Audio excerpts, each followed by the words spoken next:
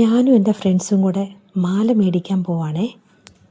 Onam celebration set എടുക്കണമല്ലോ, അപ്പോൾ സെറ്റിനോടൊപ്പം ഇടാൻ പറ്റിയൊരു മാലയാണ് വേണ്ടത്.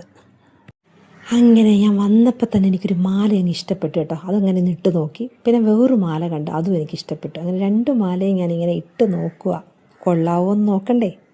അങ്ങനെ ആദ്യത്തെ മാല ഞാൻ എടുത്തു കേട്ടോ. 2ാമത്തെ മാല എൻ്റെ ഫ്രണ്ടും എടുത്തു. ഇഷ്ടപ്പെട്ട് കഴിഞ്ഞാൽ പിന്നെ വാങ്ങണമല്ലോ. പക്ഷെ എനിക്ക് റേറ്റ് കൂടുതലായതുകൊണ്ട് കുറച്ച് കൺഫ്യൂസ്ഡ് ആയിട്ട് നിൽക്കുമായിരുന്നു കേട്ടോ. അപ്പോൾ എൻ്റെ ഫ്രണ്ട്സ് പറഞ്ഞു നല്ലതാണെന്ന് പറഞ്ഞു. അങ്ങനെ പിന്നെ ഞാനങ്ങ് വാങ്ങി.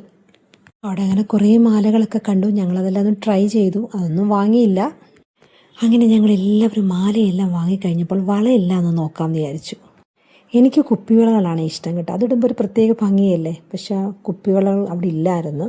പിന്നെ വള എടുത്തല്ലേ പറ്റുമെന്നുണ്ട് ഞാൻ വേറെ കുറച്ച് വളകളെടുത്തു. പിന്നെ ബില്ലെല്ലാം അടച്ചു. അവിടെ നിന്നൊരു കൂപ്പണൊക്കെ കിട്ടി, അതെല്ലാം മേടിച്ച് വെച്ചു.